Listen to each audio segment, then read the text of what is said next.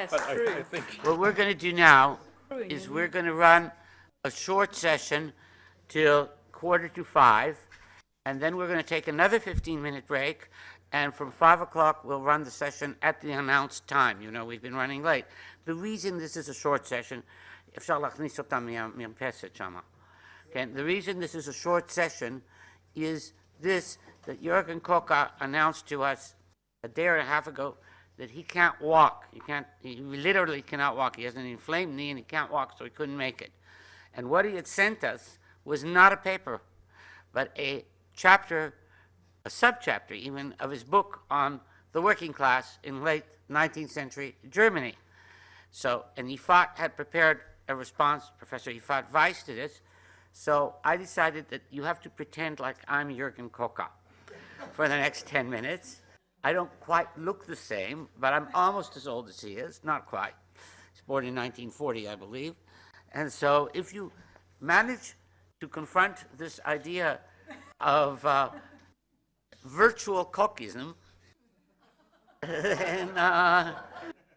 then we will be able to navigate the session. Now, this session deals, like all of the sessions, with something that is tangentially related to the topic, but is related, because at least it deals with one of the aspects of it. In other words, it does deal with religion and secularization. It has very minor connections to the question about whether secularization influenced the disciplines, as far as I could tell. Now, Koka's chapter is about working class religion in late 19th century Germany, and he intersperses his account with an account of what's happened in the historical profession, which I think is useful to know, which is that Koka himself was the exponent of something that could be perhaps termed structural social history. In other words, it was the idea that you would analyze the structures of working class existence and you would find something about what really happened. And lo and behold, his field changed under him because social historians began to move away from structural history to the history of experiences and perceptions. Unfortunately, however, that relates to the data you have. In other words, the history of structures relates to socioeconomic data. You can show mobility, you can show all kinds of things. Experiences and perceptions are mediated by the very few people who wrote about them. Otherwise, you can't talk about them at all. And the number of people in the working classes who wrote about these things are vanishingly small as a proportion anyway.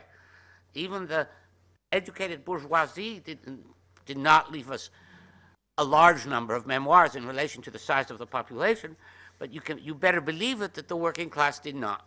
So having said that, there is this history of experiences and perceptions. I don't know where it goes next. There's always an alteration in historical scholarship between analyzing the structures of how things happen and the experiences of the people who lived through them. And so we're always moving between the subjective and the objective point of view. Koka is an objective historian, and therefore he has his problems dealing with the subjective side of things. And his first query is about whether one can speak of a coherent experience of the working class. You know, it's like everything else. It's like Margaret Thatcher telling us there's no society out there, which is to say that working class, like all these categories, is a construct. Does the labor aristocracy belong to the working class? Do the lumpen proletariat belong to the working class? Who's in, who's out, and everything else. So can you speak that? And then in our terms, the question that arises is there a religiosity specific to the working class that did not affect the middle class? In other words, is there a specific religiosity of the working class? We're talking about late 19th century in Germany, for those who haven't realized it. And his conclusion is, voila, that some such thing existed, although secularization, and this is an interesting thesis number one, affected the working class less than it affected the bourgeoisie. An important conclusion, because we usually think that the socialist Marxist story is that the working class is at the vanguard of cultural innovation. Well, that's not true. However, he views this religiosity as a general piety. In other words, it's not very firm. I don't think too many working class people thought about the dogma of the Assumption or the dogma of infallibility or all kinds of other issues. And he also finds, and this is well known, it's not original in this, that religion survived better in Catholic context than in Protestant context. And that's the history of the whole story of Christianity in the 19th and 20th century. We know that Catholic religion survives better than Protestant religion. Of course, we have to ask what these mean. Religions have appealed to different levels of experience and have different social structures. And because they do, to say that it survived better means that a certain form of organized religion survived better.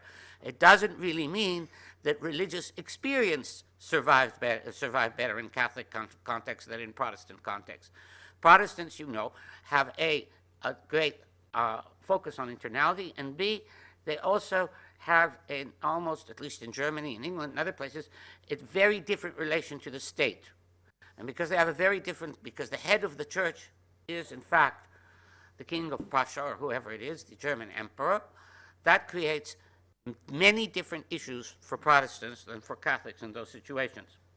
Now, however, he finds that the type of religiosity held by Catholics and Protestants was quite similar. In other words, it was a general piety, as we said, and of course, as all times, it's borne more by women than by men. And we knew this for Catholic France, but he claims the same thing is true of the Protestants as well, that the Protestant men are significantly less religious than the Protestant women. Now, the key conclusion is, though, that since we're in a process of secularization, and we'll come back and I'll speak of this for a minute, there's a generalized memory of what was it like to grow up in a world in which morality derived from religion. In other words, people in the late 19th century are like this. They all grow up, so-called, in a religious context. Then they undergo some kind of process of joining the Socialist Party, of urbanizing, of one of these things that happen. They become less religious, but they all still have a living memory of having grown up in a religion and in a religious household and with a religious past. And that's very important for what will happen. We heard about no religion last night, and it's very important for what will happen because we have to ask how this affects social values. Social values, of course, if you still have a memory of a religious upbringing, those social values may be different. Now, as in other religious societies, still in the late 19th century, the turning points of life were religiously marked. Thus, confirmation for the working class generally coincided with leaving schools, which meant for boys going to work and for girls to stay home to perfect their housewifery skills as preparation for marriage. You have to know that in Germany, we forget how recent it is that women joined the educated elite. The first women were admitted to Prussian universities in 1894, and they were not Germans, and German women were only admitted to Prussian universities as of 1908. This is in the life of my grandparents. This is an entirely 20th century phenomenon, and since it is a 20th century phenomenon, we're speaking about a period in which gender roles are still strongly marked. Now, this ceremonial religiosity survived in an increasingly secularizing context. The context is getting more secular, but there is this ceremonial religiosity. And one drive for the secularization, why is secularization occurring? Well, one reason is increased worker mobility. They're moving around, which is marked largely by leaving the countryside for cities, for going to the Ruhr to become an industrial worker, and also migrating across large swaths of Germany in the search for employment. You know, if you think about the 19th century, you discover that people really hated being on farms. They wouldn't have left it for these awful jobs if they didn't think the farm was worse. We always think, oh, it was beautiful in this rural past. Well, it wasn't. It was dirt poor. And displacement loosened religious bonds. And insofar as these uprooted workers joined new forms of association, because they did, they went somewhere new, they joined new forms of association, and here's one of Koch's results. These were often in the various ancillary movements of the Social Democratic Party. In other words, you move from the countryside to the city. Do you go to church? No, you join the Social Democratic Party. You know, these parties lived with all kinds of youth movements and adult movements and everything else, and they operated as substitute churches. In other words, immigration inside Germany did not lead to founding, e.g., a Bavarian church in the Rhineland. You didn't have a church of Bavarian Catholics in the Rhineland or something like that. However, remember, this is precisely what happened in the massive German immigration to the United States. You may not know it, but more Americans today are of German origin than of Anglo-Saxon origin. Phenomenon of the last 30 or 40 years. Why? Because in the massive immigration to the United States, newly arrived immigrants first set about building churches. First thing they do, and religious associations, as markers of their previous identity in the new country. So you have the Church of Polish Catholics and the Church of Hungarian Catholics. Just walk around Manhattan, and you'll see all these churches, usually empty now, but with signs. And these were their primary associations because they preserved in the first generation their identity. It didn't happen with immigration inside the country. So you didn't have a Provençal Catholic church in Paris or something like that. And I doubt it happened in England in the same way because people did feel this national affiliation. And so the large alienation, in fact, and one thing that doesn't emerge in this chapter that we read, there's no sense of alienation in this displacement. And you think, gee, you know, you left Mecklenburg, now you're living in Bochum. There must be some kind of sense of internal alienation. Well, the documents don't refer to that. And it's interesting why. Now, in 19th century Germany, there were movements for re-Christianization. You know, the churches have a long tradition of what are called internal missions. I'll speak about that later. But according to Koka, these are only partially successful. They don't really work. People do not go back to church because some reverendo comes around and tells them to find Christ. From his sources, and what are his sources? His sources are primarily the very few autobiographies of workers that exist. So these autobiographies of workers are, of course, loaded because they're written usually by workers who moved up in the Socialist Party and at some point became more literate and more writing conscious through their secularization process. Now, I can guarantee you that not all workers are like that. Now, but they do show some interesting things. For instance, they show us this, that not all people who went on the new kinds of pilgrimages were very pious.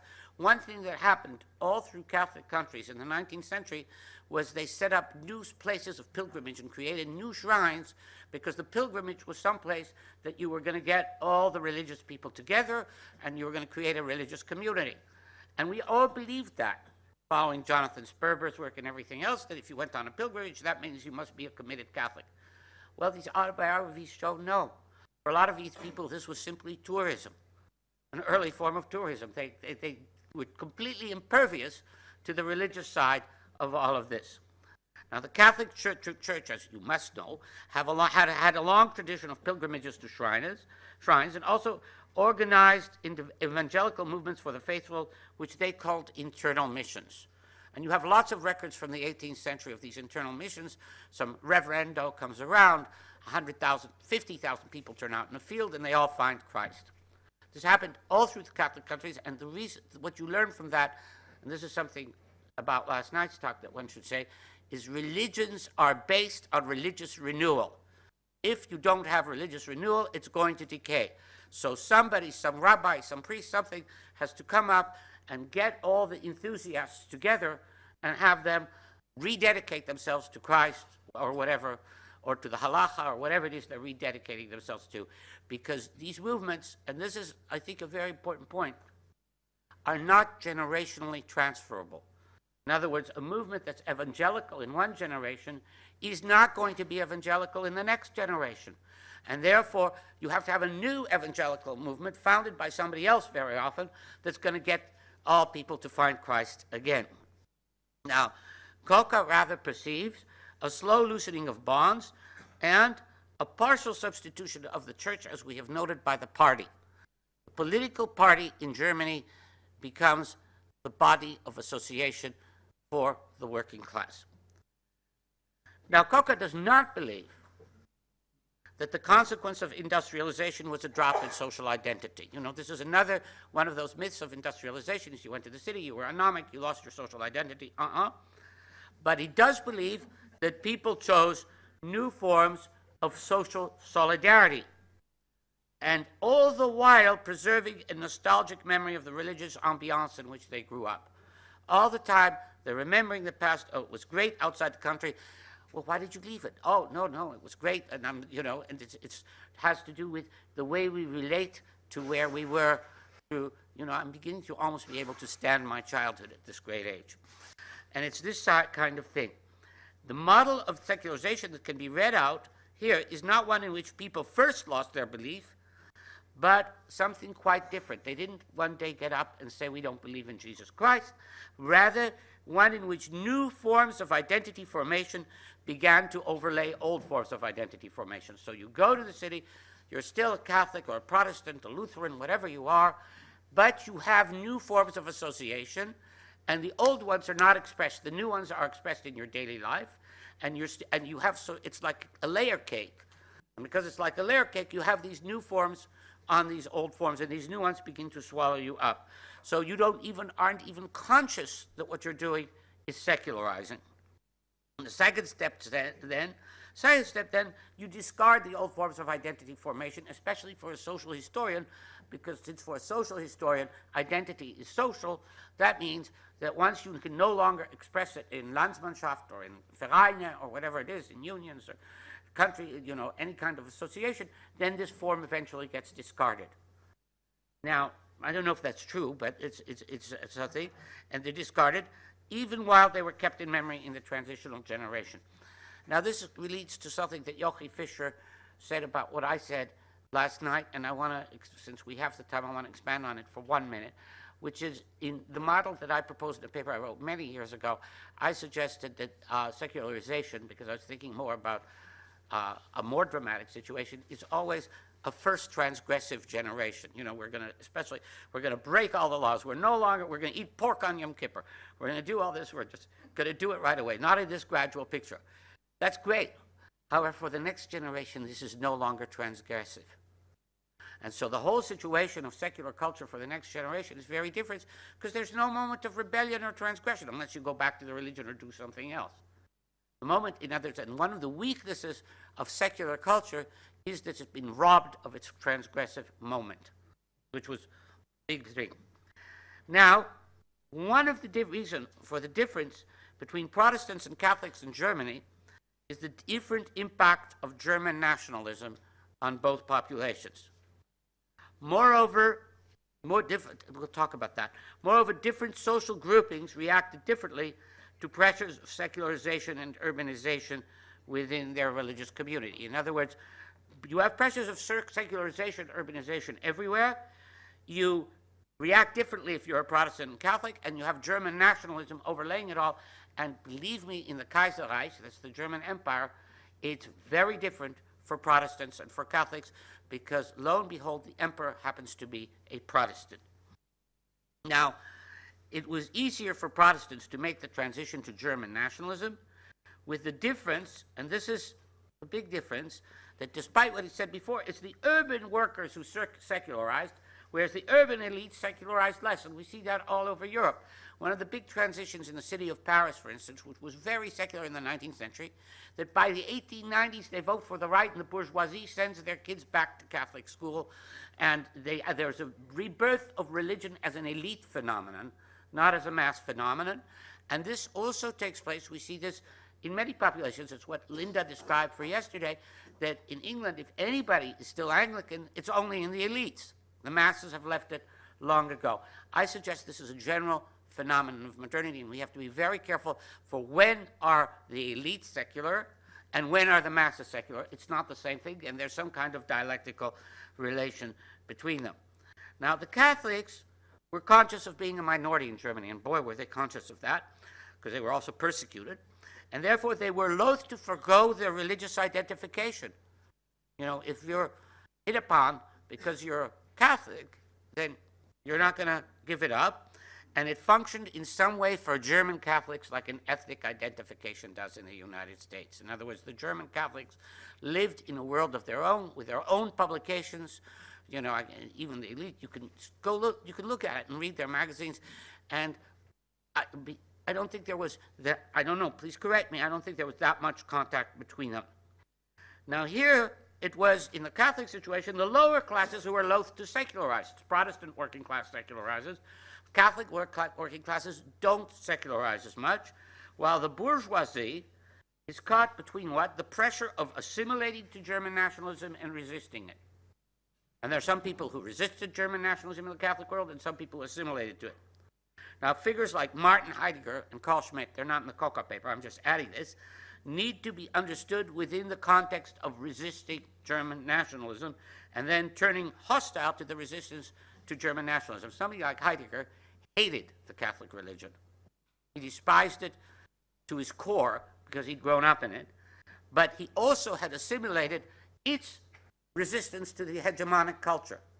So there are two different levels. It's not because he stopped being a Catholic that he then went back to being a German Protestant national. And one of the things about Carl Schmitt and Martin Heidegger is they live already in a world in which, for them, all norms are called into question. Now, Koka closes his section with the remark that religion is more than opium for the people. Good, we know that.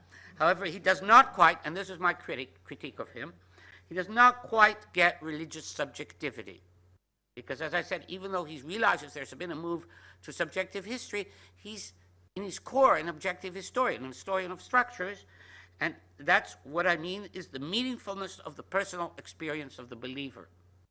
The meaningfulness of the personal experience of the believer. It's a very important thing. His gaze is resolutely focused on behavior, what you did, which clubs you went to, and that is indeed a step beyond the analysis of social structure. We move to structure to behavior. However, behavior itself does not make up all of experience. Experience also, maybe I'm wrong, refers to awareness. And very often this awareness is not communicated in autobiographical memoirs precisely because it is presupposed. In other words, the guy who's writing, this former worker from Mecklenburg who's writing an autobiography, describes what he says, but he's not a self-reflective person who's going to get into the structures of his own awareness. So he presupposes that he doesn't have to explain the context of what he's writing. Otherwise, we wouldn't be able to deal with it. Now, I'll give you an example that's not from this. Think for a moment of 17th century French aristocratic women. This is a well-known group who were first very worldly and proto-secular and then turned to religion as they aged. You know, you read these dossier of these duchesses and everything else, and they're always first running a salon and being very worldly and protesting the culture. Then in old age, suddenly they go en retraite, they go to the nunnery and everything else. You think, what is happening? You know, for they have a religious childhood, they then become secular in middle age. Then in old age, suddenly all that falls away in their back. It's an interesting question. This kind of behavior, of course, is more possible within the context of a religiously structured society. If you're a secular person in Paris in the 17th century, you are a dissident, because France is strongly Catholic. So, and you know, you've internalized that. So you basically have made, by going back to the convent, your peace with the society from which you came. Now, we assume without any justification, and several talks in this conference have related to that, that people get more religious as they grow old. But the point of the autobiographical memoirs reported by Koka is that people are reporting from a secular point of view about their religious youth. You know, they've already secularized and they're reporting about their religious youth. They have no temptation to go back to church. They're living in a secular society. There is no social incentive for rediscovering religion. In order to consider the secularization of the German working class, one needs to consider it from the perspective of whether aging itself leads to religion or to secularity. Is there an inherent dynamic in aging that leads us to either believe in God or not believe in God? I actually think it leads to less belief, less metaphysics, but I'm not sure that that's true. That's maybe just me. Or indeed, whether aging is different in different cultures. You know, in India, they all go on, after 50 or 60, they retire, and then they go on some religious mission. But that's because it's socially normed to do that. That doesn't mean that that's what's happening biologically. What is clear from Koka's study is that what people conserve from a religious youth, now this is very important, is their sense of morality. What you never forget from your youth is not your sense of whether Jesus is there to save you or whether you can pray to the Virgin, but what you remember very well is your sense of morality. And that's the key point, i.e. their analysis of what is right and what is wrong. So even if the religion wasn't about that, that's what you got. Now, I'll give you an example not in Coca's paper. This is true of a figure such as Émile Combes, the French politician who was responsible for the disestablishment of the French church in 1905. You know, the monks were all kicked out of France. The church was disestablished. The property of the church was confiscated. If you go to Notre Dame, there's a sign saying property of the French state, released to the Catholic Church. You know, to make it very, because they're very clear of the, you know, hierarchy between the state and the church, and he was responsible for that. Now, he was educated as a devout Catholic. He proposed a secular morality, and if you read this, it's a carbon copy of his early Catholic education. There's no difference between his morality and the stuff he learned when he was in church. It's just, there's no significant difference. It's not based on any belief in God. It's now a rational morality. Now, why should... You would think that if you moved from God to reason, you would also change your principles of morality. But that's not what happens for these people. They don't come to a Benthamite calculus of self-interest or anything like that. Thus, religion is transformed into what? It's transformed into the memory of morality.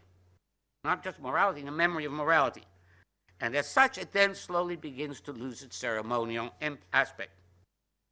And it also loses its normative aspect except as memory. All you have of the religion now is the memory. We were religious once upon a time. Now, European history is not comprehensible without its religious past, but this religious past seems to look like is really past. Doesn't mean it won't arise tomorrow, but for now, it's really over. Of course, we know nothing about what the future holds, but Christianity will only revive, and I take this is something hinted in Linda's paper, if it becomes some kind of new religion. It's not going to revive by simply purveying whatever the religion was in 1850 or 1900. That's really not successful. Nonetheless, the history of European religion, the history of Europe, cannot be separated from the history of secularization. And I suggest to you that the history of the secularization is what? The history of secularization, the history of the memory of religion. Not of religion itself, but of the memory of religion. So that's all I have to say about this. I tried to squeeze it out as much as I could. And now we're going to ask Yfaat to comment on the paper.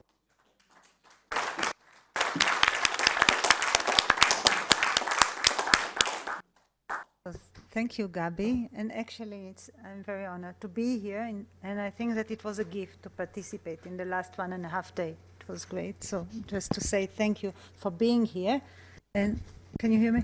And I think that it even makes more sense now to read the paper, because having heard Gabi mimic Jürgen Koka and already interpreting him makes even more sense for me. So thank you for that as well.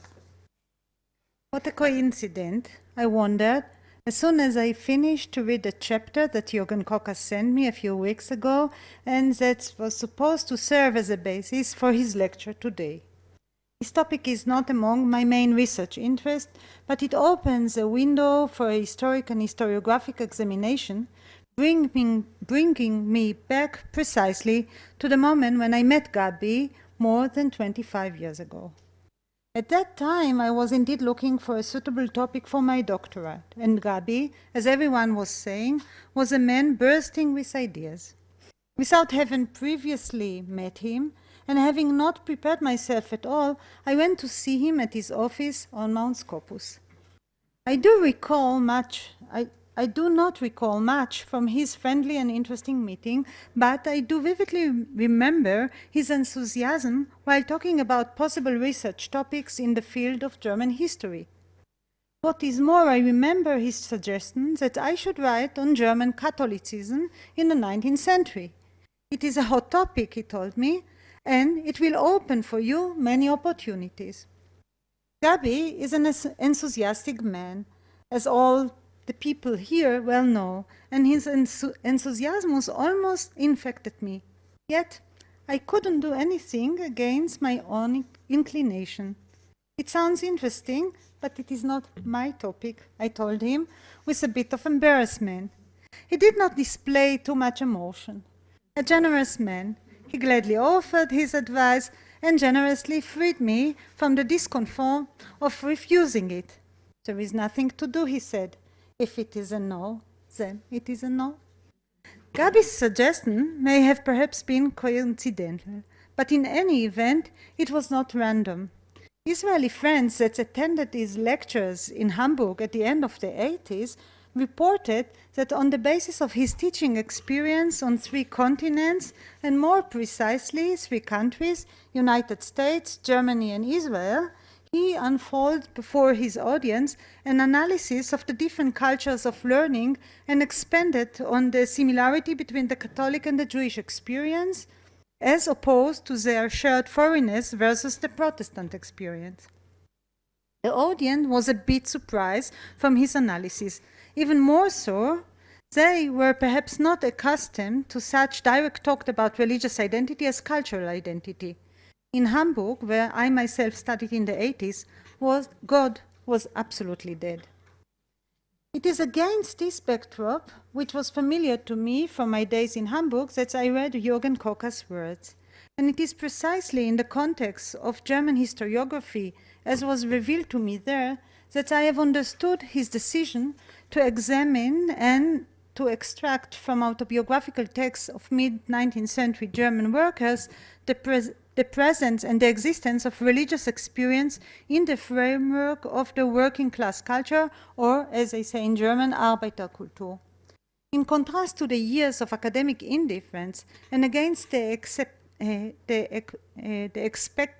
expectation that occasionally find their origins in the dichotomic outlooks on religion and progress, the internal world of German workers, as it emerged from their writing, turned out to be saturated in religious experiences which are interwoven with life rituals and with the influential role of surrounding authorities, for example, teachers or priests.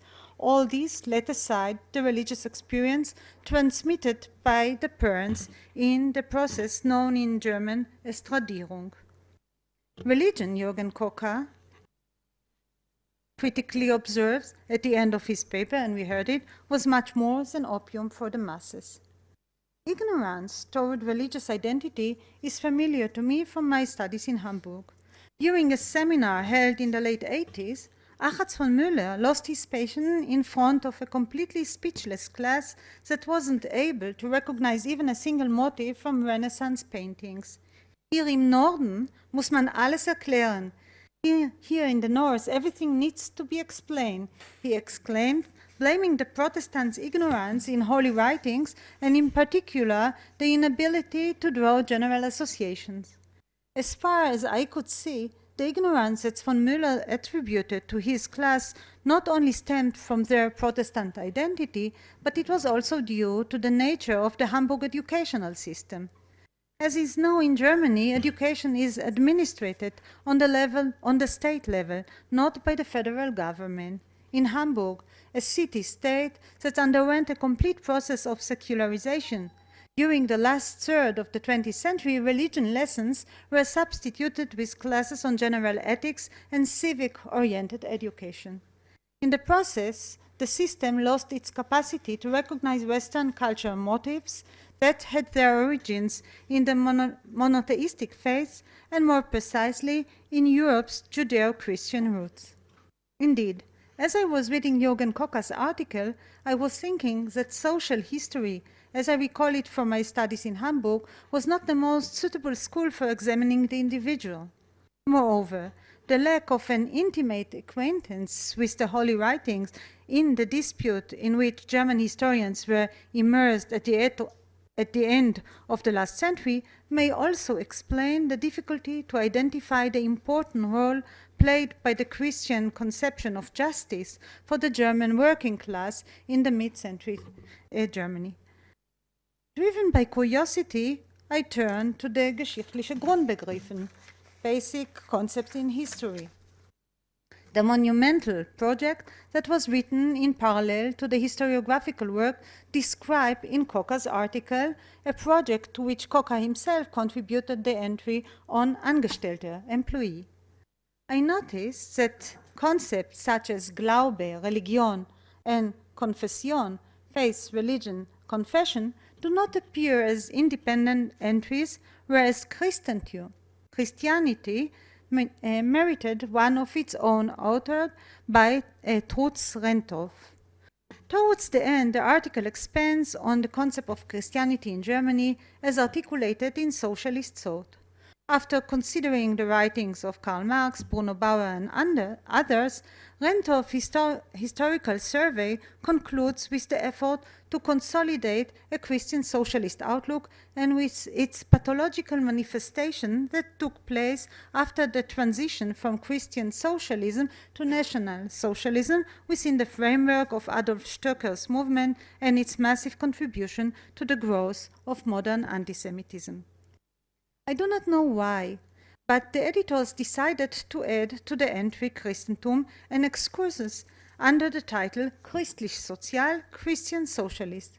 This is one of the two excursus of the geschichtliche Grundbegriffen.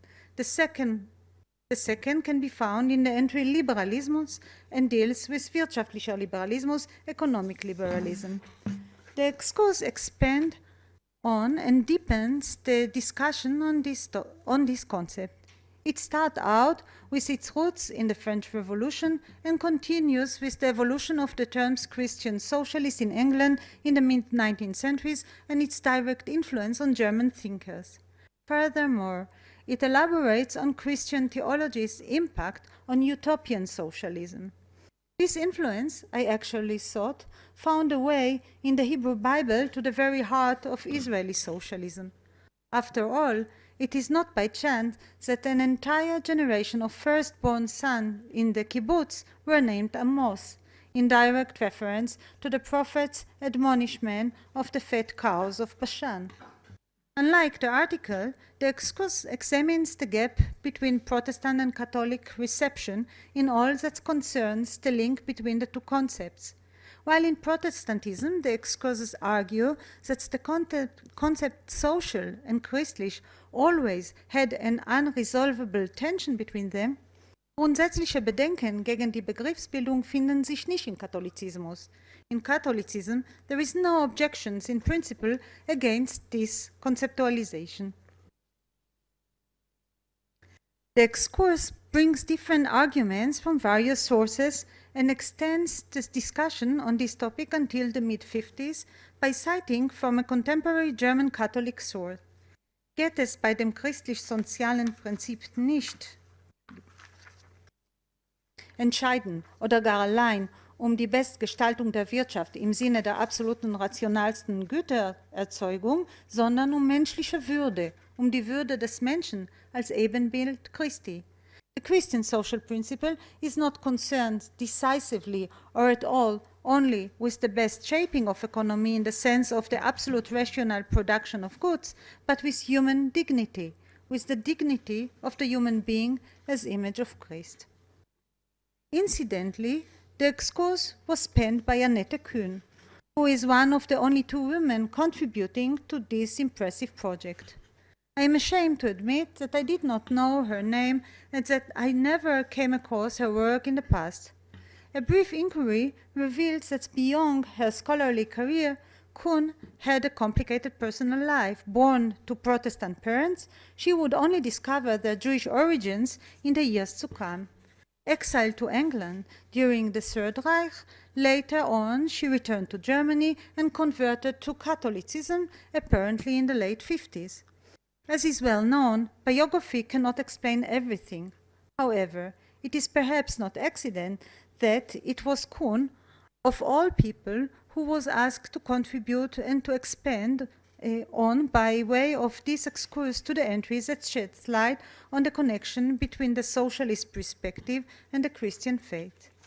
Unlike the general entry on Christianity, the author decided not to deal with the church establishment and to focus instead on religious thought and the question of faith. As some whose life was punctuated by conversion process, her parents turned to Protestantism from Judaism that preceded her birth, and her own move to Catholicism together with her parents, it appears that she has exhibited a special sensitivity for religion as faith, one that is predicated on the idea of dignity of the human being, that keeps its distance from every sort of ecclesiastic institution and that has shown a profound ability to survive, be it through a process of conversion or secularization, in a manner that calls to mind the uncompromising faith of German working class in the final 3 decades of the 19th century. Thanks.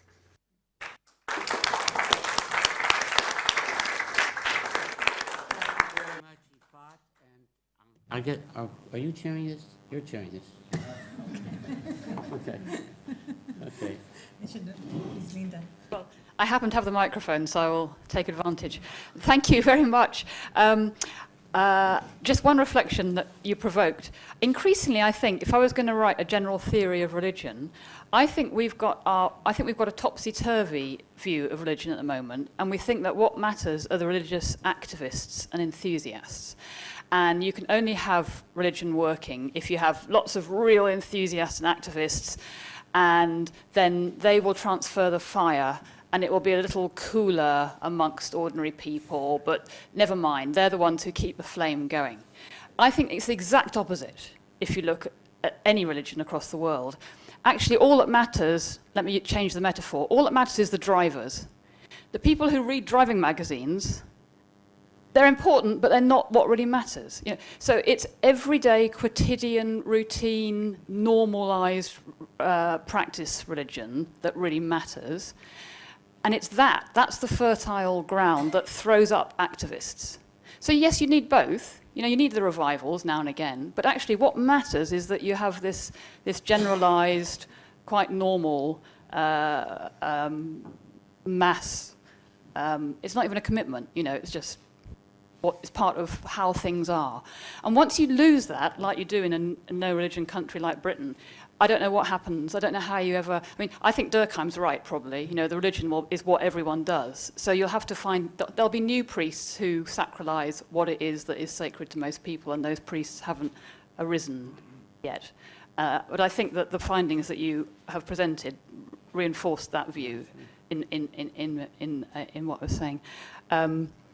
I had another thought, but it's gone from me. But I'll leave it at that.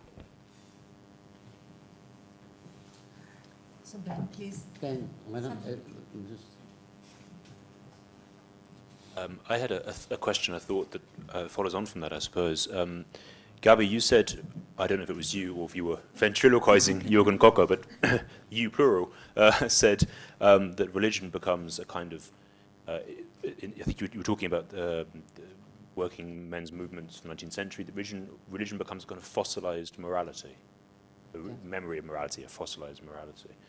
So, and I suppose in a way this does follow on from Linda's comment then, what happens in this to the transcendental? What happens to the sacred? If religion is reduced to a fossilized morality, what happens to the transcendental or sacred impulse that humans seem to have? You could say that in one response to that might be, well, now it's lodged in art, but if you're talking, it seems to me, that wouldn't be too schematic about it. If you're talking about working man's culture, then that seems an unlikely answer.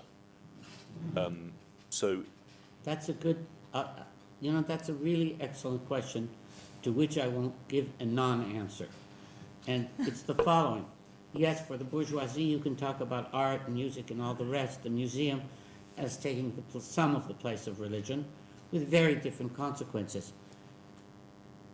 All of these studies of the working class do not deal with the transcendental drive among the working class.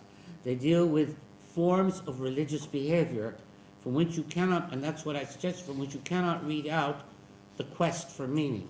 So it tells you, I grew up, I went to church, I studied for confession, I was confirmed, I went on a pilgrimage, I did this or that, and there's no talk, at least in the quotations that Jürgen Kocher brings out, about, I was questing for God and suddenly a nightingale, I heard it in the song of the nightingale or anything like that, This kind of Protestant, it could be Catholic too, this kind of quasi-mystical discourse, which I think is a So it's the dog that doesn't bark, it just disappears and isn't discussed. I'm not sure it was there No, before. I think you're both obsessing about a kind of monotheism, a kind of Protestant monotheism, in which there's one transcendental. So in most religion, at most times, the transcendental is just lots of sacred things. All sorts of things are sacred in life. So that kind of purified monotheism is very unusual, and as you said, this is why Protestantism is so hard to sustain. Catholicism is not like that. It has many, many saints and sacreds, and places are sacred, and pilgrimage, and blah, blah, blah. You know, once you try and just get one transcendental, it's very hard. Most people don't believe it, and it's, you know, but the everyday transcendental, which, yes, isn't being researched in that method, you're right, but I suspect it's there, Well, and it's much more It was prevalent and researched a little, complex.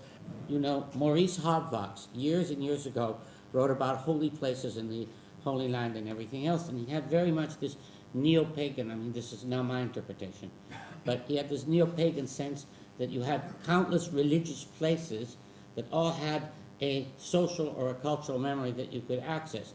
But then again, it was a memorial thing. It doesn't deal with what you're dealing with, which is a quest for the transcendent by the individual. And working class reports, because remember, this is what this is about, don't talk about it. Now, we can talk about the quest for the transcendent all the way in St. Teresa of Avila and, you know, Bernard of Clairvaux and Thomas à Kempis, whatever you want. And, you know, and it goes on and on and on. And it's of great importance for Western culture, and I'm going to have something to say about that in my closing remarks. But at the same time, I think that most of us quest for the transcendent maybe in our late youth, using another metaphor of lateness, maybe in our late youth, and I think most of us do not quest for transcendence again. And in so far, and that's what you get out of these memoirs. Remember, these memoirs are written by old men. One is, I think, a woman, but I think the rest are all men. They're written 40 or 50 years after the event, and they've found their satisfaction or fulfillment in the Socialist Workers' Club and in their forms of association. And I think what happens, if you follow that model, is that the quest for transcendence is replaced by social integration, by having kids, by joining the club, by, I don't know, going on your hobbies and everything else. Now that sounds trivial, and it is. But I think that, you know, it's very hard to sustain on the basis of somebody who's a worker who moves from Mecklenburg to Bochum, and to sustain and has to work for 12 hours a day, 6 or 7 days a week, to sustain a quest for transcendence in his spare time. I'm just not sure that happens. There's a wonderful there's a wonderful book by Sarah Williams, who looked at ordinary working class religion in 19th century Southwark in London, and using a lot of different material objects as well as written resources.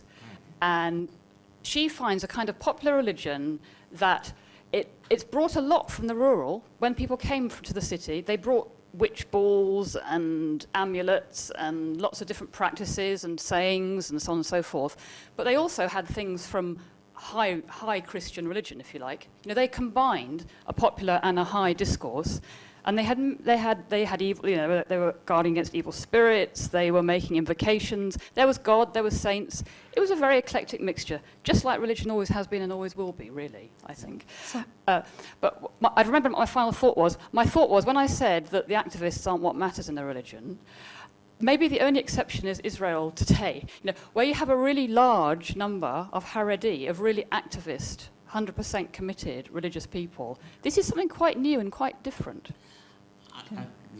I just want to say one thing before I let Yfaat say. I am not sure that all the ultra-Orthodox are that committed. That's what I learned from the story of pilgrimages. But that may be the answer. They follow an ultra-Orthodox life, and they're structured and organized in one. That's a long way from what Ben was talking about, which I think is a true, rare minority of people who really dedicate themselves to the religious life in any religion. I think that's a very small percentage of people who are going to quest for the transcendent in the Talmudic text, or to quest for the transcendent in mystical texts of Christianity or anything else. So maybe not to take the temptation of making a comparison between Israeli society nowadays and German society at the end of the 19th century. I'll go back to the German society at the end of the 19th century and saying that I think that Koka actually wanted to make an argument about historiography, and it was about, and I guess that if he was here, I guess that he would have talked about it, about his own surprise to realize that religion is much more important than social history realized in the 70s, 80s of the 20th century. So it was a kind of a new awareness to the fact. And now going back to you, Linda, to your talk yesterday, and now to your comment, and going back to Eliu Katz, who is not here now, I thought that his suggestion with the three categories, and as far as I remember, he was speaking about a praxis, about community in a sense, and about faith. And I think that these three categories are very helpful to explain the phenomenon that he is actually targeting in his chapter by making these kind of differences. And I think that it is not surprising that faith, which means Glauben, is very consistent. And this goes back maybe to your suggestion with morality. And I think that it's not only a general argument about morality, it's much more about justice. I mean, about this very simple thing of justice, which is so important for socialist movement, whatever they are.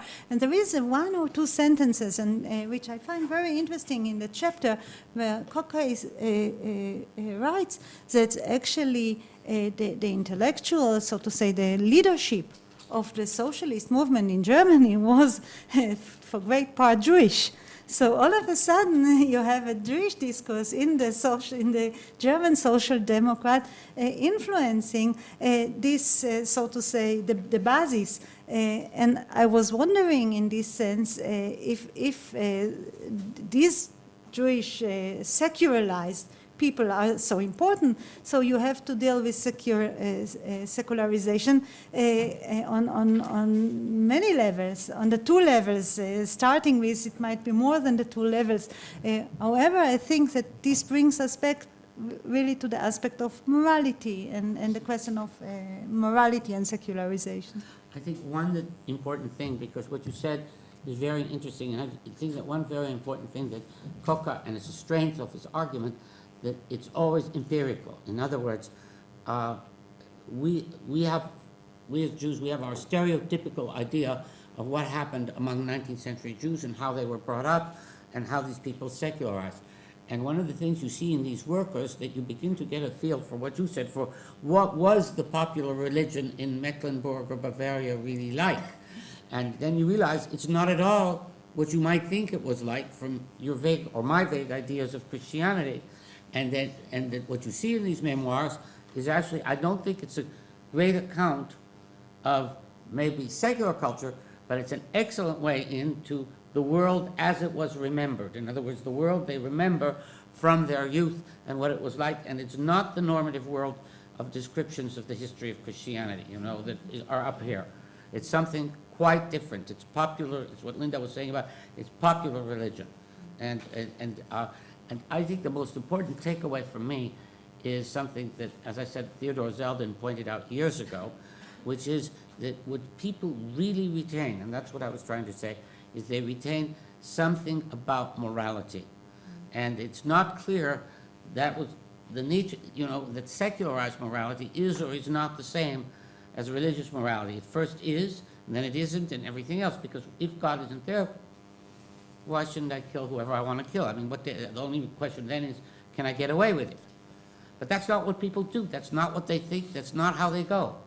And that's not what society's about. So it becomes a sort of interesting point, because where, you know, popular people are not going to go through this long account of the autonomy of the human spirit in some Rousseauian sense to create a social contract. This is not a really saleable idea. You know, yes, Yfaat, you want to say something? No? No? Okay. So, but I think it's of great importance, because you think that, you know, when you're old at my age, you're like all these people in your Spätzeit. You're always thinking that everything's about to decay. It just means that you're about to decay. But what's really true is that you are not sure, you're not optimistic about the power of it's what Nietzsche said, that the inner center does not hold, the values do not hold, and that you have this feeling that you wonder of how the society in 50 years, how they will constitute their moral behavior and what kinds of experiences are tied to this. Because what was true in the Christian pattern and in the Jewish pattern was that there was an interface between the level of conduct, the moral level, and the level of imagery, going to the synagogue, going to the church, wearing special clothes, everything else. And there was some kind of interface between the imagery you had of your church, synagogue, mosque, whatever it is, and the behavior you had. Now, you take the imagery away, what happens to the conduct? I don't know.